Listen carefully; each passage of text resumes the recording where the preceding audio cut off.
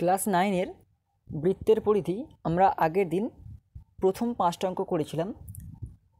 আজকে 6 থেকে অঙ্কগুলো শুরু করব। 6-এর দাগের যে অঙ্কটা দিয়েছে, একটি অর্ধবৃত্তাকার মাঠের পরিসীমা 108 মিটার হলে মাঠের ব্যাসের দৈর্ঘ্য হিসাব করি। দেখো, আমরা আগের দিন অর্ধবৃত্তাকার বা অর্ধবৃত্তের সূত্র শিখেছিলাম, ঠিক আছে? আমরা সেই সূত্র ধরেই অঙ্কগুলো করব। তাহলে আমাদের যে প্রথম যে অঙ্কটা দিয়েছে সেটা আমরা শুরু করছি। তাহলে অর্ধবৃত্তাকার মাঠের পরিসীমা লিখি। অর্ধবৃত্তাকার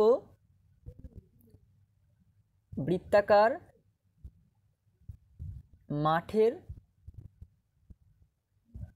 পরিসীমা সমান 108। ওকে, তাহলে আমরা যে অর্ধবৃত্তাকারের সূত্র শিখেছিলাম সেটা হচ্ছে পাই আর প্লাস 2r। তাহলে অর্ধবৃত্তাকার হচ্ছে কি পাই আর প্লাস 2r, এইটা সমান 108 শর্তানুযায়ী। তাহলে শর্তানুযায়ী কী হলো? পাই আর প্লাস 2r সমান 108। এবার দেখো,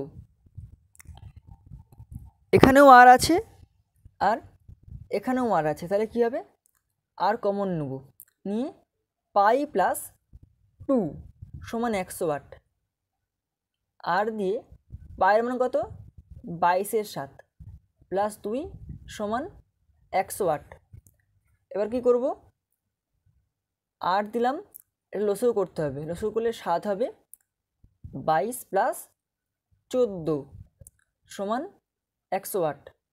আর দিয়ে 36/7 সমান 108 বা 108। বা দিয়ে প্রতিটা বা হবে, বা দিয়ে কী করতে হবে? আর সমান 7 × 108 বাই 36। 36 × 3 সমান 108। তাহলে 7 × 3, তাহলে আর সমান 21। আর মানে কি? ব্যাসার্ধ। আর মানে কি হবে? ব্যাসার্ধ। তাহলে ব্যাসার্ধ সমান কত হলো? ব্যাসার্ধ সমান 21। আমাকে চেয়েছে ব্যাস, তাহলে ব্যাস মানে কি? 2r। ব্যাস সমান 2r, তাহলে কী হবে? 2 × 21 সমান 42। 42 আমার এখানে কী লিখব? মিটার। তাহলে কী হলো? একটি অর্ধবৃত্তাকার মাঠের ব্যাসের দূর কত হবে? 42 মিটার। 7-এর অঙ্কটা দেখো কী দিয়েছে। এটি চাকার পরিধি ও ব্যাসের দৈর্ঘ্যর অন্তর 75 সেমি হলে ওই চাকার ব্যাসার্ধের দৈর্ঘ্য হিসাব করে লিখি। দেখো অঙ্কটা কী করে করছে। একটি চাকার পরিধি দিয়েছে ও ব্যাসের দৈর্ঘ্যর অন্তর দিয়েছে 75 সেমি। তাহলে আমরা কী লিখব? ধরি ব্যাসার্ধ, চাকার ব্যাসার্ধ সমান আর। তাহলে ব্যাস সমান কত হবে? 2r। আবার পরিধি সমান 2 পাই আর। ওকে, প্রতিটা সেমি লিখতে হবে। Semi semi semi. এখন এই যে অর্ধবৃত্তাকার একটি চাকার পরিধি ও ব্যাসের দৈর্ঘ্যের অন্তর দিয়েছে, তাহলে কি করতে হবে আমাকে? শর্তানুযায়ী বা শর্তানুসারে যেখানে লিখতে পারি যে 2 পাই আর মাইনাস 2r। 2 পাই আর মাইনাস 2r সমান 75। এবার দেখো, এখানে 2r আছে, এখানেও 2r আছে, তাহলে 2r যদি আমরা কমন নিই, পাই মাইনাস সমান 75। ওকে, এবার পায়ের মান কত? 22/7 মাইনাস 1 সমান 75। বা 2r দিয়ে এখানে 7 লসাগু হবে। ওকে, 7 লসাগু কত হবে? ওপরে 22 রয়ে যাবে আর নিচে 7 উপরে 7 সমান 75। 2r তাহলে কত হচ্ছে? 15/7 সমান 75। বা এবার দেখো কত বেরোলো আমাদের, 15/7 বেরিয়েছে। ঠিক আছে, এবার তাহলে আমাদের আর সমান কত করতে হবে? অতএব আর সমান, দেখো এইটা ঠিক ঘুরে যাবে, যেহেতু যেহেতু সমানের আগে বাঁ দিকে ছিল, এবার সমানের ডান দিকে, যদি কী হবে 7 গুণিত 75/15 গুণিত 2, কারণ 15টা নিচে আসছে আর সমানের এদিকে বাঁ দিকে 2টা উপরে ছিল, এই দুটো উপরে দুটো নিচে চলে আসছে। এবার দেখো 15কে 5 15 75, তাহলে কত হচ্ছে 5 7 35/2। ওকে, তাহলে 35/2 হয়ে গেল আমাদের। 35/2 সমান কত হবে? 17.5, 17.5 সেমি। তাহলে আমাদের উত্তর কী বেরোলো? যে চাকাটির ব্যাসার্ধের দৈর্ঘ্য হিসাব করতে, চাকাটির ব্যাসার্ধের দৈর্ঘ্য কত হবে? 17.5, 17.5 সেমি। অতএব উত্তর লিখি, চাকাটির ব্যাসার্ধ সমান 17.5 সেমি। বুঝতে পেরেছ? এবার আমরা 8টা করব। দেখো 28 মিটার দৈর্ঘ্যর ব্যাস বিশিষ্ট বৃত্তাকার ট্র্যাকে পূজা ও জাকির একই জায়গা থেকে একই সময়ে প্রতিযোগিতা শুরু করে। পূজা যখন 4 পাক ঘুরে প্রতিযোগিতা শেষ করে, জাকির তখন 1 পাক পিছনে থাকে। প্রতিযোগিতাটি কত মিটারের ছিল এবং পূজা জাকিরকে কত মিটার পরিচিত করছে হিসাব করে লিখি। দেখো দুটো প্রশ্ন দিয়েছে এখানে, প্রতিযোগিতাটা কত মিটার আর পূজা জাকিরকে কত মিটারে হারিয়েছে বা পরাজিত করেছে। ঠিক আছে, তাহলে বৃত্তাকার ট্র্যাকটির ব্যাস কত দিয়েছে? 28 মিটার। বৃত্তাকার ট্র্যাকটির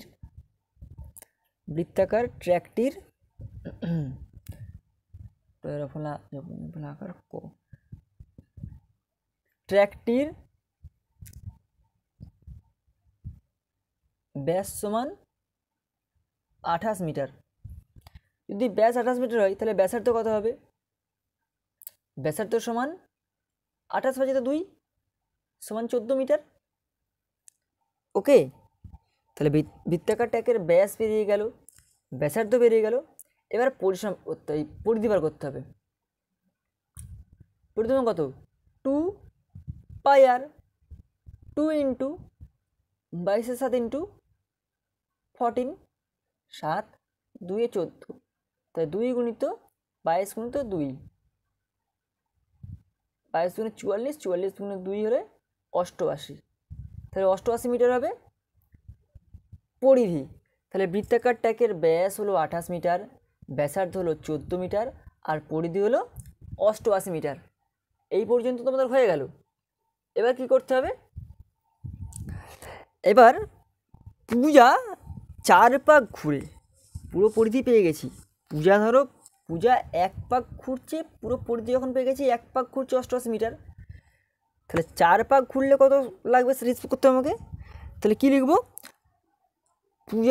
পূজা 4 পাক ঘুরতে মোট রাস্তা অতিক্রম করে।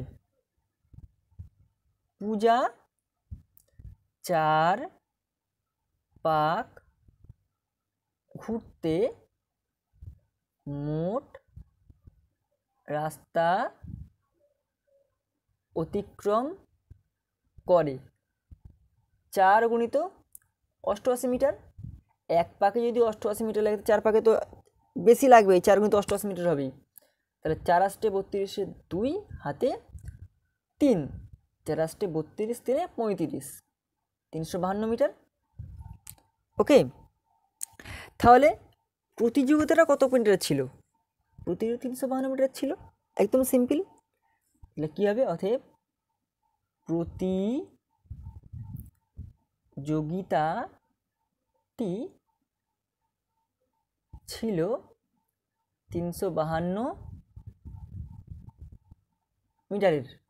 ওকে, আর জাকিরকে, যেহেতু জাকির কী দিয়ে, দেখো ভালো করে দেখো লাইনটা, জাকির যেহেতু প্রতিযোগিতায় 1 পাক পিছনে ছিল, তাহলে 1 পাক সমান কত? 88 মিটার। তাহলে জাকির কত পাক কত মিটার পিছনে ছিল? অতএব জাকির পূজার থেকে 88 মিটার পিছনে ছিল। বুঝতে পেরেছি অঙ্কটা? একদম সহজ কিন্তু। এবার 9টা দেখো,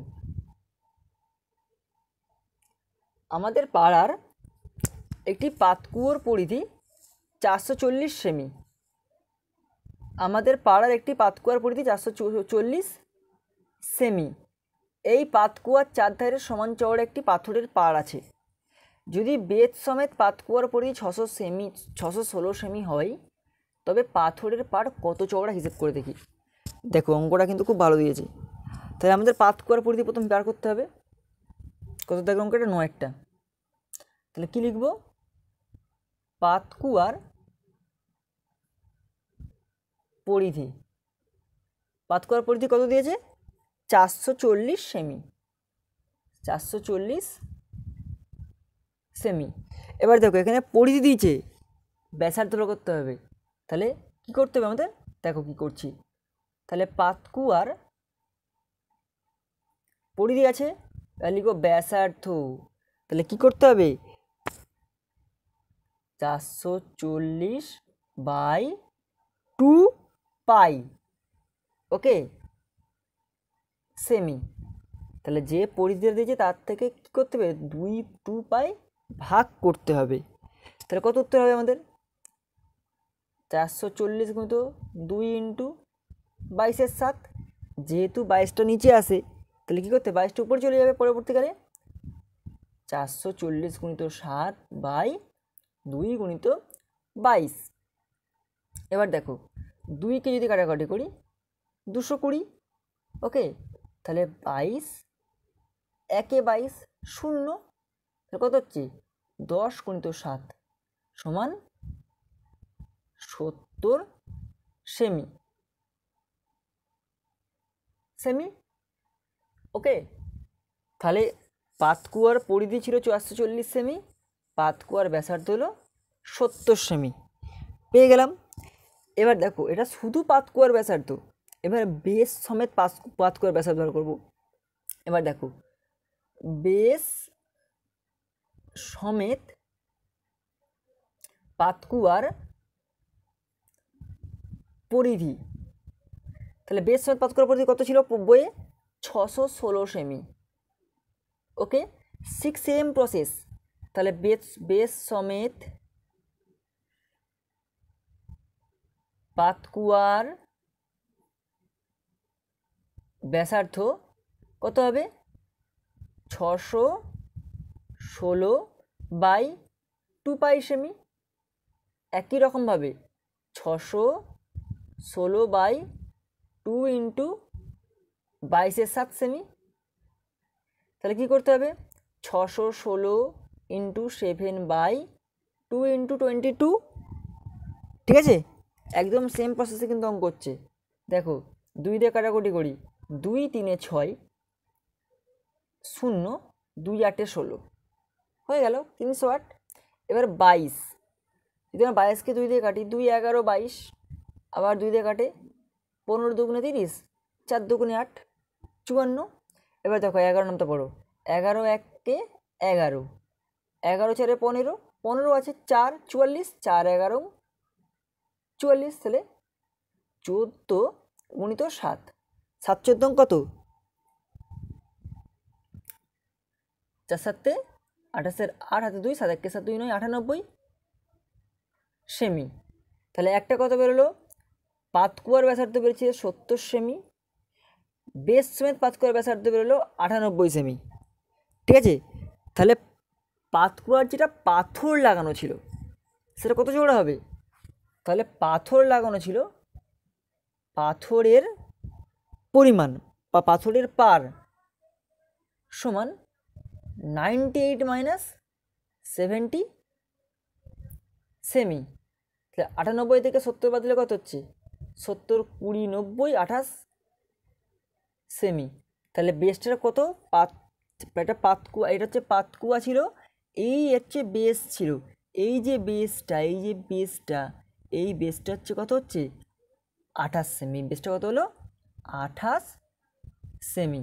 এইটা হচ্ছে পাতকুয়ার পরিধি, এটা বেস সমেত পাতকুয়ার পরিধি।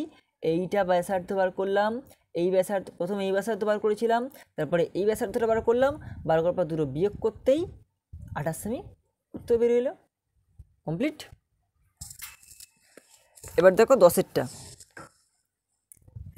গ্রামের নিয়ামত চাচা কি দিয়েছে, গ্রামের নিয়ামত চাচা একটি মোটরের চাকার সঙ্গে বেল্ট দিয়ে একটি মেশিনের চাকা যুক্ত করেছেন।